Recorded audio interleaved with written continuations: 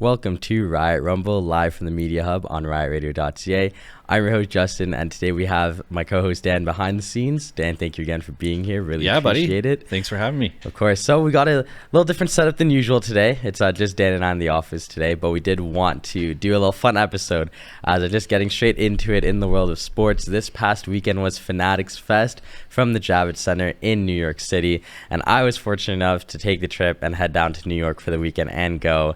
This event was crazy. Probably the single best sporting event I've actually ever been to. I was thankfully there for all 3 days, and it was just wild. The sports fan's dream. And now we're going to be talking all about Fanatics Fest today on this episode, as this was pretty much like a mini wrestling con. Like, the WWE had so much stuff there, so many superstars there, and if you guys have been watching the episodes of Raw and SmackDown, you know that they've been heavily advertising this.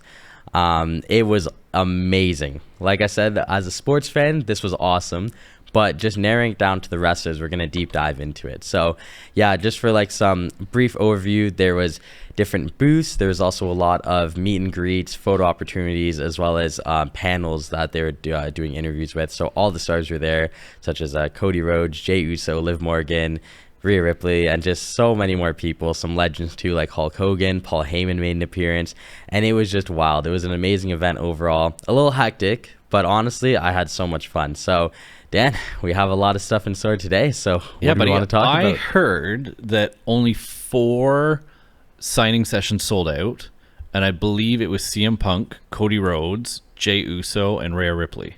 Yes. And I don't know if there was different data afterwards, but I did hear going into the final day that only 4 signings sold out, and they were all WWE wrestlers, which is wild. Insane. That's a great point. There was, like Dan said, only the wrestlers were the ones that sold out. And this was an event in New York that had a ton of just athletes. Austin Matthews was there from the Toronto Maple Leafs. We had Jalen Brunson there from the New York Knicks. We even had like NFL legends like Peyton Manning and Jerry Rice were there as well. And it was just phenomenal to see that the wrestlers were the ones that were getting the highest numbers, the sellouts, the draws. And like I said, days 2 and 3, because that's when the wrestlers were there, were like zoos. It was insane. People rushing to the panels, rushing to the meet and greets. The photo ops were crazy. And it was just overall such a cool vibe, because like you had like NFL fans, NHL fans, NBA fans, just all doing their own thing. You had baseball fans as well. And then there was like just the appreciation for the wrestling fans was just off the charts. So let's dive into I saw Triple H too. I saw Triple H come down and he did the spit in the water thing. It was pretty awesome. It was so cool. Was Austin Matthews the only hockey guy there? Yeah, mainly. The rest were from the Rangers. So Lundqvist was there. Matt Rempe was there. Rempe, of course. Basically a wrestler. I know. Oh my God, I always forget the guy's name. No, Johnson was there. Chicklets or anybody? Oh, no, I don't think they were there, unfortunately. Huh. Yeah, originally the Hughes brothers were the main attraction. Okay. But then they canceled. So then as a, I guess, response to that, they got Austin Matthews. Wow. So, yeah, not a whole lot of hockey stuff, but there was a nice New York Rangers panel for the Rangers fans there. But like I said, the wrestlers, they just kind of took it by storm, to be honest, on days 2 and 3.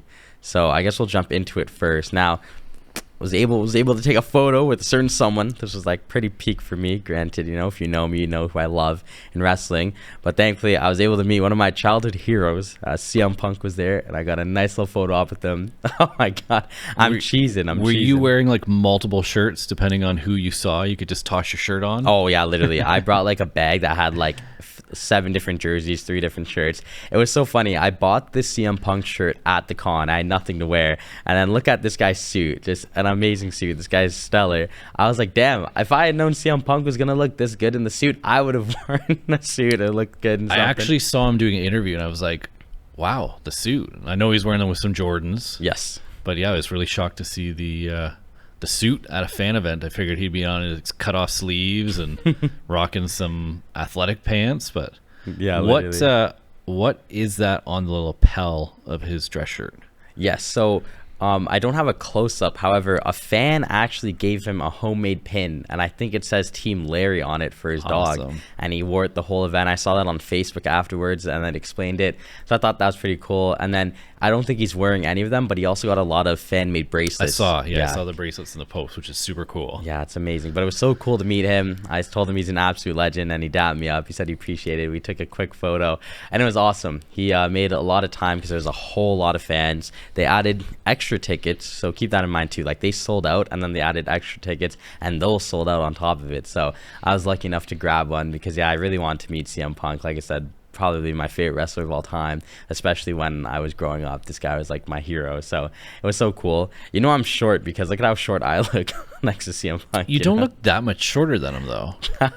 And also, like, I know I saw a picture of his shoes, and they had some big heels in them. So that's honestly, I didn't even take that in. Okay, maybe it's not too bad then. But yeah, I gotta ask this. So I just watched the Ariel Helwani podcast with him.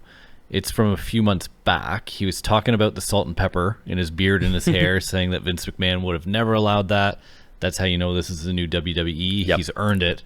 But that hair is looking darker than it was the last time I saw him. Did he dye his hair? I think he might have. That's a great point. I was very starstruck when I met him, and honestly, when I was able to, cult personality, look into his eyes, I was like, I'm like, you know what? This is like a big figure in mind, and I didn't even take that in. But looking at the photos, you could even see the side of his head too. It does look darker, so I think maybe he did.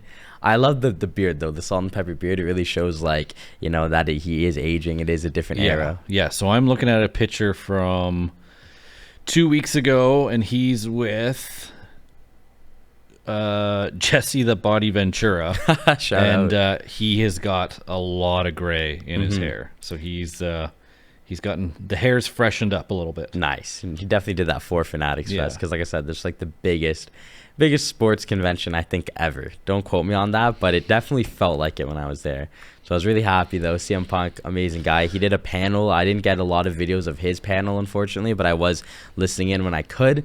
And it was just really cool because he did say it's like this is a different WWE. I'm not going to directly quote him, but he did say something along the lines of, when you look at a convention like this, there's a whole lot of sports legends and the wrestlers are the ones that sell out. And you realize that a big part of him coming back was the fans. And I know that's kind of cliche, but to hear that in person at a sports event like this was amazing. It's not like he was on Monday Night Raw cutting a promo to people, getting the crowd reaction. This was just him doing an interview talking about the fans that were literally right in front of him, myself included, and just to see the raw emotion. And it'd be if you know CM Punk, you understand that he was gone for 10 years, did the UFC, didn't work out, did the AEW, didn't work out, and now he's back home in the WWE. To see him be one of the front and center people at a Fanatics Fest was insane. So I was really happy I got a chance to meet him. It was pretty cool, I can't lie. That's awesome. But yeah, Dan, I guess shifting gears, maybe give us a little preview of what we got next. So someone else also used Cult of Personality as their intro song,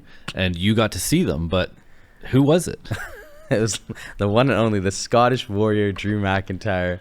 Oh my God, this guy did a panel and was just in character, just blasting CM Punk. He actually said he went to college, unlike CM Punk. He said he was smart, he's not fake, and this panel was so funny to watch. I watched it for a little bit, and it was so cool because you could even see the guy on the left there just laughing at what Drew's saying because he was so funny. The way Drew McIntyre is able to cultivate and interact with the crowd, honestly, seeing it in person is almost second to none.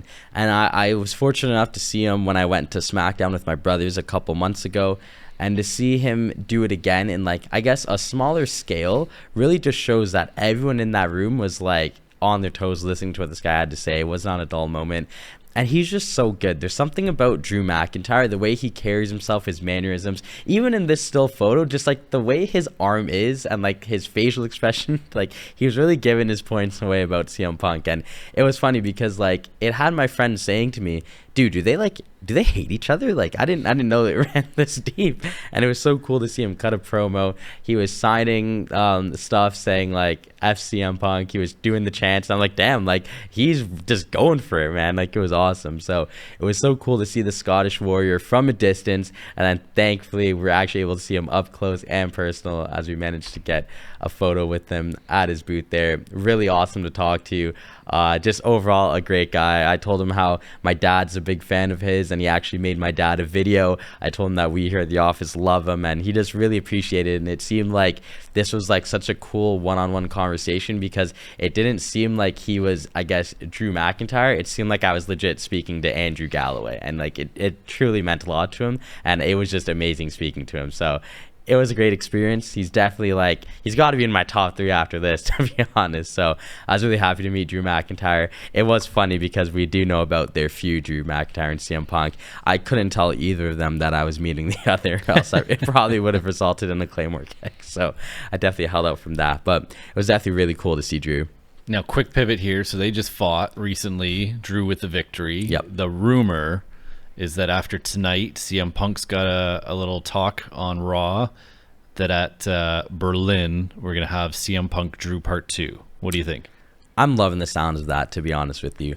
I think the SummerSlam match was good. I'm not saying it fell flat by the finish, but it definitely was a bit shorter than I thought towards the end, if that makes sense. And as much as I love him, this time around we won't have Seth Rollins. I love Seth Rollins, but like, I think we just need these two down the middle. It kind of felt like it was the Seth Rollins show with Drew McIntyre and CM Punk also being there. This time, just a straight one-on-one fight would be amazing. And you get it at Bash at Berlin, which is a new pay-per-view. I'm pretty sure I'm saying that right. So I think that has like all the potential to be another banger. Granted, does CM Punk get this win, or does he fall flat again to Drew? I don't know. So CM Punk, I figured that they'd have multiple fights. I figured that Punk's coming off the injury. This is the first time he's fought since the Royal Rumble. He's going to have a little bit of ring rust. I figured we'd see a bit of a shorter match, and then we'd see a bit of a longer one. Yeah, I don't know. With Seth not there, I don't know if anyone else comes in and joins the party and interferes. I don't know if someone's got a grudge against Punk, or someone wants to get back at Drew for something, but I think CM Punk's going to win. I think Drew got the one win. It was to kind of redeem himself, but yeah, I think CM Punk is so massive right now. I honestly think he might be the most popular star in the WWE right now, because it seems like everybody loves him. And even with how much people love Drew, when the two of them are together, people more gravitate towards CM Punk. So I like to see this thing wrap up. So maybe one more fight at Berlin, get it done with, and move on. Because I'd really like to see the two of them like squash it and join forces. Yeah, literally, that's not a bad take at all. It was kind of funny too. Like, speaking of joining forces, we know Drew McIntyre doesn't necessarily have a lot of friends in the woods, and at this point when I was talking to him, I was shaking, like I was starstruck. So I botched this, as they say in wrestling. But I said to Drew, I'm like, yo, I want to pitch you a team. Like, what if you, Eli Drake, and Tama Tonga came together? And I'm like, how did I mess it up? Because I meant to say LA Knight, not Eli Drake, and then I got the wrong Tongan brother. But then he understood what I was saying, and he said, oh man, I can't get into a faction. Everyone just wants to be me. So I think with Drew McIntyre, to your point, he could do whatever he wants at any time. I feel like if he ever wanted to squash it with CM Punk, he definitely could. And I just feel like those two together, like, the pop would be crazy. Imagine in the Royal Rumble, they like help each other out, and they just like get rid of a common enemy, and they just get that stare down. Like, that would be pretty cool. I think to your point though about this ending, I'm kind of with you on it, because they had such a good feud, probably the feud of the year, to be honest. And if CM Punk won that SummerSlam match, done. It'd be done and dusted. Yeah. Now, the only thing that this opens up is it does open up a grudge match. I guess the following pay-per-view after that would be, there's Bad Blood in Atlanta. So that's going to happen in the middle of October. So we'd get Berlin at the end of this month, and then Bad Blood in October. Maybe it ends at Bad Blood, and they're going to kind of squash it and end it before the end of the year, because obviously we got Survivor Series to end off the PLEs. But that could also be a possibility as well. But hopefully this leads to something good for both men, because I don't want one of them to just go on to new heights and the other one to just fall flat. Yeah, I think I can see Drew going on and fighting like Priest and some of those other guys, maybe LA Knight. I'd see CM Punk, though. He's the one with the big stars coming up, because I think for sure you've got to have him fighting John Cena at some point. Yep. We went through that top 10 John Cena matches of all time, and I think 4 of them were CM Punk matches. Yeah, which is wild. And then obviously you're going to have to see Roman and CM Punk too. We have to. So I think CM Punk has the brightest future of anyone in the WWE, potentially. I also could see CM Punk and The Rock. Yeah, they could get a rematch going as well. So I think the storyline needs to wrap up, I think, just so CM Punk can go on and do some bigger things that are going to get some big draws. And who knows, maybe he finally gets that WrestleMania headline show. Oh man, that's, you're cooking. Yeah. But yeah, it'll definitely be very cool to see what happens. Like Dan mentioned, we might finally get answers tonight on Monday Night Raw, and hopefully we get a confirmed match with those two. And Punk needs to get his bracelet back too. So maybe that's what happens in Berlin. Yeah, that would be ideal. He dusts Drew and then picks up his bracelet and he moves on to the next thing. Yes, that would be ideal. There you go. Speaking on moving on to the next thing. Yes. Who else did you see stuff from? Well, there's a lot of stuff, but one thing in particular, we love him on the show. He's been in the limelight, been in the dust, but we had to see main event Jey Uso, the Yeet Master himself. I was able to pull up on his booth, and it was a vibe. I know we got a little bit. Yes, sir. One thing about Jey Uso that I will say is just aura. Seeing Jey Uso in that crowd, this guy pulled up and it just could say only one word, and that being yeet, and just gets everyone. So it was cool because with Jey Uso, I'm a big fan of his. My brothers are big fans, and they were like, yo, if you can, you should definitely try and go see Jey Uso. So I pulled up to this guy's line 2 hours before. And then because of that, I was actually first in line. And I was happy because I wanted to get this guy fresh. So this is the next little segment we got going on here, because I was able to tell Jey Uso how much I appreciate him as a wrestler. My little brothers, they're twin brothers. So we always liked the Usos because they're also twins. But then this is where kind of things get interesting. So I said to Jay, I'm like, Jay, man, when are we getting that bloodline back? And he said, soon, Us, soon. We'll be back. So this kind of leads to this next discussion here. So we do know all the stuff that's going on Friday Night SmackDown with Roman Reigns kind of being on his solo right now. Well, no pun intended. Going up against Solo Sikoa and his new bloodline. Doesn't look like he has much help. I know you didn't see it, Dan, but on Friday Night SmackDown, the new bloodline were able to, I guess, dismantle Roman Reigns. Yeah, I saw Roman get a beating, and then I saw him take off his OTC sweater, and there was the same matching OTC shirt underneath it. It was kind of weird. Yeah, they unfortunately shield bombed him, and no one came down to help. And so just a couple days later, I'm talking to Jay, and Jay's telling me that soon the bloodline are coming. So they've seen that, and maybe they're cooking up something. With this being said, though, just to kind of discuss the bloodline, when do you see that happening? Because soon could be next week, could be 2 months. What does soon mean for you? Well, we're basically in September. Mm-hmm. WrestleMania is late February this year. Yes, I believe so, or early March. And then Royal Rumble's got to be coming up soon-ish. Mm-hmm, in January. So I'm assuming either leading up to Royal Rumble or coming out of Royal Rumble, we're gonna really see a bloodline storyline happen here. Obviously, Roman needs help. He can't take on the 4 guys from Bloodline 2.0, I guess, if that's what we're calling them. Yeah. So we're both pretty sure Jimmy got hurt at WrestleMania. He took a far fall. We have not seen him since I think the week after he got a beat down and got kicked out of the Bloodline. So I'm assuming we're going to see the Uso brothers reunite, come in with Roman Reigns, and then now he has some help. Yeah, that would be what you're thinking? That would be very ideal. I hope I'm right when I say this, but I hope we get it even sooner. Survivor Series War Games, it's end of November. That's the dream, is to get Bloodline versus Bloodline.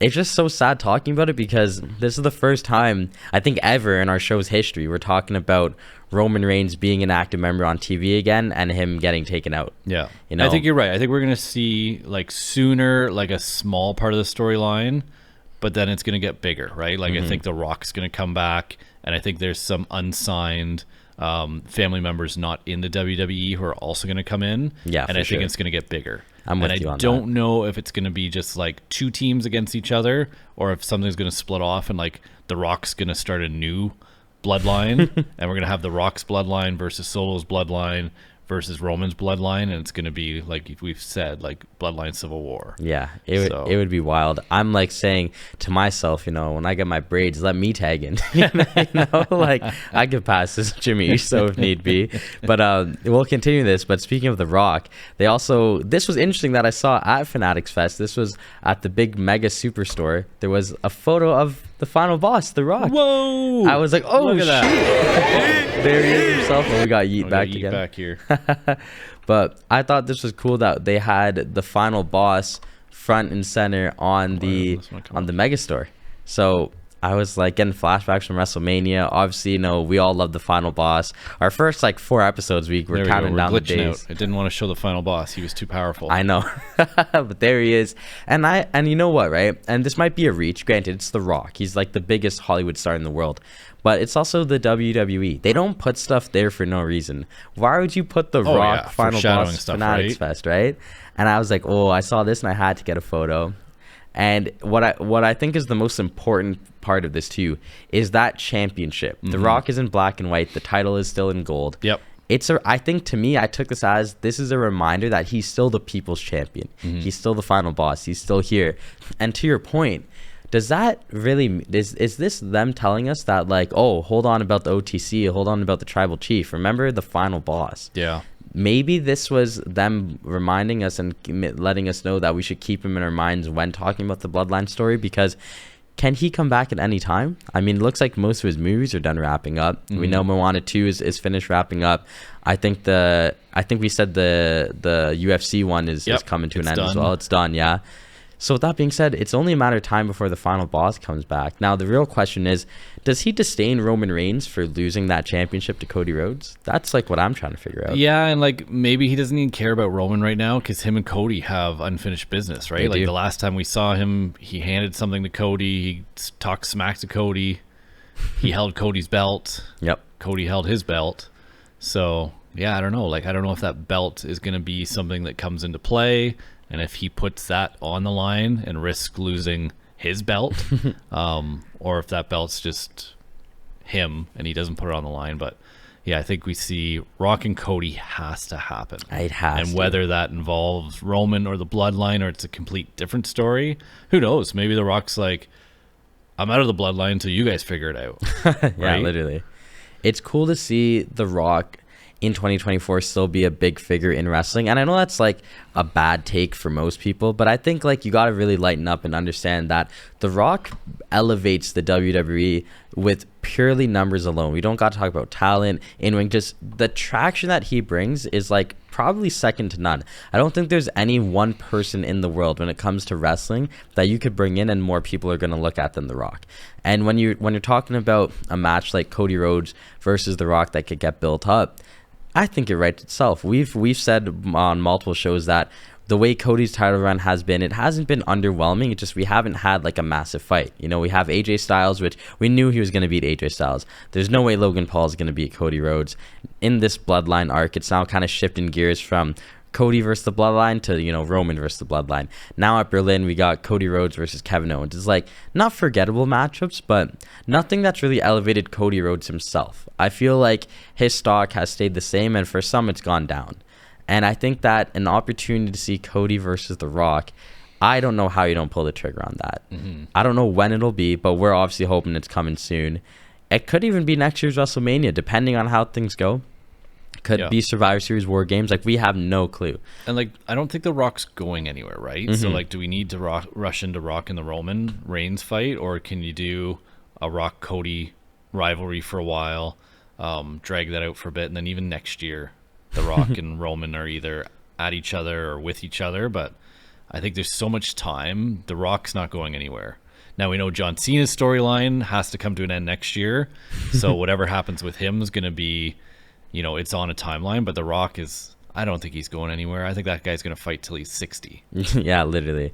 And one thing about The Rock that's insane too, and to your point, is his longevity is, I think, underrated, because granted, he's not necessarily like, I guess, the guy that's been wrestling for like 25 plus years straight, but just what he's able to do like in life. Like he just, ever since he's like made his debut, whether it's movies, sports, wrestling, promotions, he's doing something. Everyone knows The Rock. That's why he's the biggest star. And I think that really is the most underrated thing about him, because for like my dad, The Rock is like the wrestler. For me, because of my age, he was more or less the actor. For someone younger than me, he's Moana, or Maui, sorry. So just with that being said, he's so versatile in what he's able to do, to where it's like, everyone kind of has a different opinion on The Rock based on their age demographic, and I think that's the most underrated thing.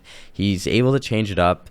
Who knows, even for like, just on that note, there might be wrestling fans that in like 5 years are gonna know The Rock as just the final boss. Yeah, which is crazy to say, because this was the most electrifying man in all of entertainment in the 90s, but we're talking in the 2020s, this guy's the final boss, one of the best heels ever. So I'm a huge fan of The Rock. I know, Dan, you are as well. Absolutely. You're rocking Project Rock right now as we speak. So I just, the idea of The Rock coming back, I absolutely love it. So definitely glad we had to touch on this. It just, the bloodline is just, possibilities are endless at this point. It's really crazy. And if I was The Rock and I'm looking at these new guys in the bloodline, I'm going to stay out of it for now. I'm going to say, you know what? I'm neutral. You guys dust it out, and I'm going to go mop Cody Rhodes. Yeah, that would not be a bad idea at all. But speaking of Cody Rhodes, there is one little segment I did want to discuss, but I was able to see his jacket there. They had a lot of good merchandise here, which was cool. This was one photo I took just because it was so cool to see. Is this his WrestleMania walkout? Yes. Awesome. I was like, this was so cool to see up close. And like, we'll talk about Cody Rhodes in a second, but it was cool because they had like Triple H's stuff, Rhea Ripley stuff. I didn't put any photos of this in just because it was so packed. Like, I had to rush in and sneak a quick photo of Cody Rhodes. Had some legend stuff as well, but I think it was cool that they had Cody's jacket here, because he is, I guess, the face of the company right now, and I wasn't expecting it to be Friends Center like that. Right behind it was also like a DIY entrance. So like Dan said earlier, Drew McIntyre did his own, but it was to CM Punk's music, and fans were able to do their own entrance right behind this, which I thought was so cool. I unfortunately didn't, because the lines were too packed. I'm sorry. On the Friday, it was so dead, and I should have done it on the Friday, but there would have been no crowd, so it would have been kind of weird. But yeah, Cody Rhodes, though, spinning back to him, he was also scheduled to do a photo op session, and I got tickets. You know, it was pretty cool. I snagged some, but unfortunately for me and the rest of the people in group 8 and 9, he had to leave early. It was very sad. We've learned off air that he had prior commitments already scheduled, which to me kind of sucks, you know. And I only say this because I was disappointed, but I'm not that kind of guy where that's going to ruin my weekend. You know, I saw Drew McIntyre, CM Punk, Jey Uso. Done. That's all I need. I love those guys. Had an amazing time. But unfortunately, the photo of Cody Rhodes did not happen. But a lot of fans were upset. I for one, kind of led the charge. I did say that my tribal chief, he would never do this. I just gotta show him love right there. It's my real champion right there. But what do you mean? Would he never skip out on autographs, or he'd just never show up to one of these events? Nah, he would never skip out. But in all seriousness, though, like, once the emotions settle, you understand that stuff like this happens. It's unfortunate, but I saw Cody. He was getting a lot of stick at the event. Children were crying in front of me. I felt so bad. Dan even said this to me off the air. Like, some people legit went there just for him. Like, and think about the names that we've said. That's totally fair if you go just for one person, especially if you live in the States. Like, because I was coming from Canada, I'm like, okay, I have to kind of go for all 3 days.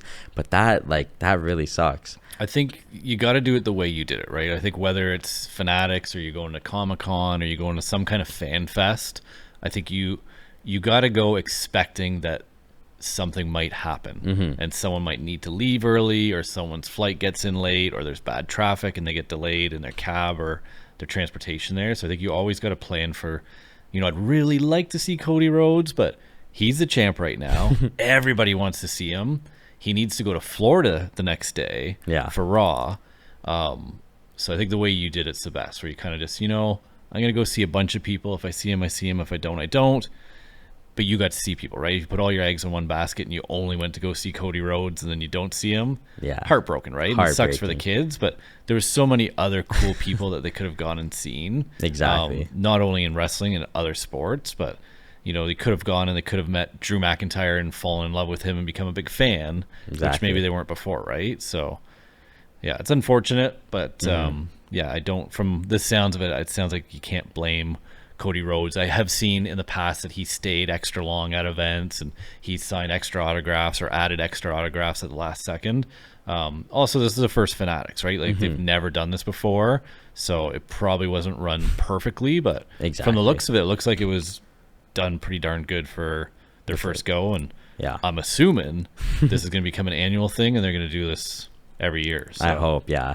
To Dan's point, yeah, like for me, because I was able to space it out, went for multiple days, this was just like, it is what it is. I had so much fun. I thought that this definitely did not define the event in terms of meet and greets. It's unfortunate that it happens. To Dan's point as well, I also kind of like, okay, if it doesn't happen, it doesn't happen. I was also part of the last group, so majority of people actually did get to meet Cody Rhodes. I don't want this to make it sound like he skipped out on everyone. There was 9 total groups. I was in group 8. So there was probably half of group 8 that saw him, and then the other half, and all of group 9 didn't. It is what it is. You know, he's the champ, the face of the company. He added more stuff as well. It just wasn't fully fulfilled. But hey, man, when you're doing panels, autographs, photos back to back to back to back, and you got to go to Florida right after, it happens. It's unfortunate. Hopefully one day I'm able to meet this guy. I really wanted the photo, though. I got to really emphasize this because he brought the title belt. Like, that would have been so cool. I would have been like, yo, Cody, let me hold the belt, you know? And then I would have put up the ones. But, you know, could you imagine? That was actually my plan. Like, I wasn't telling nobody that. Then he would have put you in the crossroads. Like, my whole plan, and I was even saying to Dan and Eldon specifically, I'm like, the excitement was too, like, much to hold back. Because I was going to just, like, surprise everyone and show you guys the photos in person. I sent them some stuff. But the real plan was to get that title on my arms and then just put up a 1 with Cody Rhodes being there. Unfortunately, did not happen, but it's all good for sure. But yeah, Cody Rhodes, like we mentioned earlier, he will be taking on Kevin Owens. Now, we did want to have a brief discussion on this because there's a lot of rumors around that match that might see Cody Rhodes maybe go to Raw, maybe stay on SmackDown, because we do know that Randy Orton, his fellow SmackDown mate, might be going to Raw now if he's able to beat Gunther. Yeah, I don't know. This is it's really confusing. Yeah, there's obviously a bigger story. When this is all said and done, we'll be like, oh, really cool. We understand it. Right now, it just looks weird. Yeah. First of all, as much as I like Kevin Owens, I don't think he's done anything to get a title shot. Has he even won a fight in recent months? I don't think so. Yeah, like he's been beat up by the Bloodline a whole bunch of times. Yeah. And other than that, he's made appearances in and out of the ring helping Cody. So having him fight Cody is super weird. I know it happens in like other sports, like a lot of guys in the UFC train together and eventually you got to fight your buddy that you train with. It sucks, but it's the business. But yeah, they're obviously something here to push forward the storyline, most likely to be a Randy Orton Cody storyline. I don't know. Maybe Cody hurts Kevin Owens. Maybe Roman Reigns comes in and interferes. I'm assuming Roman wants Cody to keep the belt. Yeah. So maybe Kevin's going to be winning the match and Roman comes in and helps Cody.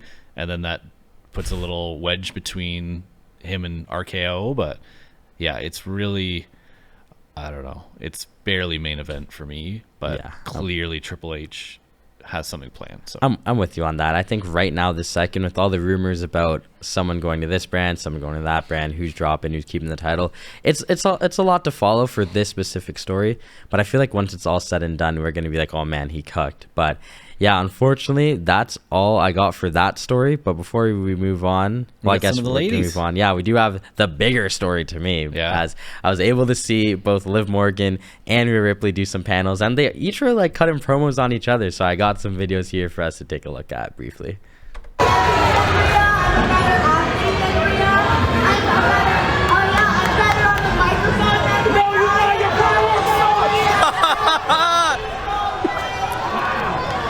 Oh man, it was so good. So I for context, I'm walking by center stage and I see Liv Morgan. I'm like, oh my god, it's Liv Morgan. I gotta tune into this. I pull out my phone, not realizing that she's mid promo. She's cutting a whole promo on Rhea Ripley, and as you heard, I started laughing because as she's ripping into Rhea, everyone is booing like boo boo, and then the guy next to me is like, no, you're not. Your promos suck, and I just started crying. It was so cool to see her like that because honestly, I didn't think she was going to be doing all that.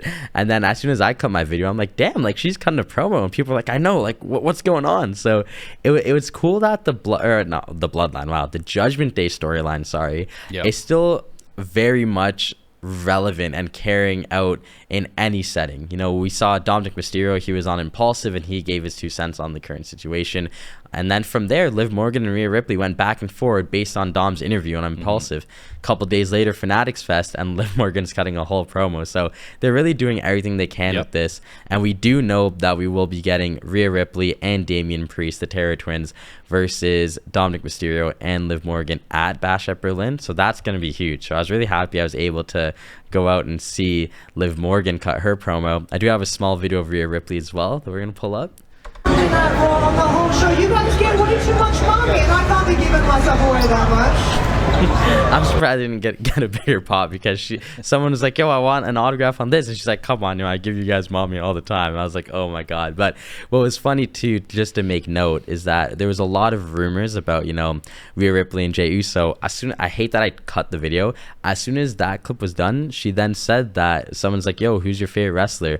And the whole crowd starts yeeting, and then she goes, in one word, yeet. So maybe we'll see something go on with that. But as far as that story goes, it's firing on all cylinders right now. Dan, how excited are you to see that match happen? I'm pumped. I'm as much as I'm excited for the match, I'm like heavily confused as to what's going to happen next. Yeah, because we've been calling the Judgment Day splitting up for a while.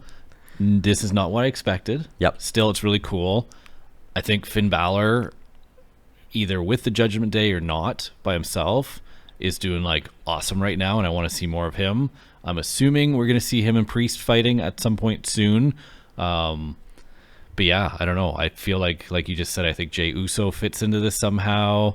Maybe, yeah, I don't know. Like, there's so much potential for where this can go and where it can continue to go. So yeah, for sure. To make note to your Jey Uso point, we do know Sami Zayn and Jey Uso want to fight the Judgment Day for the tag titles. Yeah, I think they're still going to be called the Judgment Day. There's a lot of rumors that they're getting a name change, so we'll just make note of that. But for now, the Judgment Day. And with Finn Balor too, like maybe we're looking ahead to Bad Blood, and then we get Damian Priest, Finn Balor, Bad Blood. Yeah, we get the return of the Demon. That would be pretty cool. But this immediate mixed tag match, though, I'm really excited for. I'm more excited. I like when wrestling's able to give you a really good story, that you're more or less just more excited for the story than the actual match. Granted, I think the match is going to be amazing, but the story that they're telling right now at the JD, it's so good, man. So who knows? Maybe Jey Uso and Sami Zayn shock the world. They become tag team champions, and that's how Jey Uso gets integrated into this, and Rhea Ripley is like helps them win. That would be pretty cool. Maybe Triple H is writing that down as we speak. And then we can get the OG bloodline back together. I know, eh? We could get the ones. Like, if we could get tag team champions Sami Zayn and Jey Uso with Roman Reigns, and you bring back Jimmy Uso, and that could be the team, done. Take all my money. Like, I did see a really cool fan-made graphic, and they had the OG bloodline with the Usos, Roman Reigns, and Sami Zayn. They had the Bloodline 2.0 with Solo and his crew. And then I don't know what name they had for it, but they had The Rock and some older wrestlers doing like a throwback OG bloodline. But that's awesome. That would be awesome. Having like a 3-way bloodline battle. Yeah, honestly, that would be cool, and it would be the domino effect. They could start with this Judgment Day storyline for sure. But yeah, it was really cool though to see those two, because I feel like their presence on stage is almost second to none for women. Like, Trish Stratus is goated, Charlotte Flair, but I feel like what Rhea Ripley and Liv Morgan are doing in 2024 and beyond is almost like the best run I've seen from women in the WWE. So hats off to them. It really I think it just shows. Becky out right now, and who knows, like, she's got family, like Seth is not doing well physically either, right? So I don't know, maybe Becky doesn't come back, maybe that's it for her. But outside of Becky, like, these two women are, in my opinion, just far ahead of the rest of the crew. Yep, couldn't have said that better myself. Well, yeah, overall, though, I think that's going to be it for today's episode. Just wanted to tell you guys about Fanatics Fest. We gave some takes on some stories. But yeah, overall, though, Fanatics Fest was an amazing experience. I was so happy I was able to go. Like I said, probably the best fan convention you could go to. And to Dan's point from earlier, hopefully it is an annual thing, because in terms of wrestling, this really just showed that wrestling is probably the most popular sport in North America right now. Maybe WWE just needs to make their own fan fest. They might have to. If they did. It's so big right now. So like, I don't know why they would. Right? Yeah, and it was keep just sending wild. a couple of people to like stuff like this, like Comic-Con or to Fanatics, but I almost think we need a WWE con. Yeah, I'm with you on that. Book it, Vince. Or sorry, book it, Hunter. My bad. I slipped up there. You got to Book it, change Vince, that now. as in like book it out of here. But yeah, so just want to say thank you guys so much for watching. Dan, thank you so much for doing this behind the scenes today Yeah, to thanks, really buddy. check the show. Really appreciate it. And yeah, make sure you guys tune into Monday Night Raw just to check in, see what's going on. And I'm sure we'll be doing another episode soon just to discuss the more recent events on Raw and SmackDown. But like I said today, just want to have fun with it, talk all about Fanatics Fest. But that being said, that's going to do it for us today. Thank you again to Dan. My name is Justin, and thank you guys for tuning in to Riot Rumble live from the Media Hub on riotradio.ca.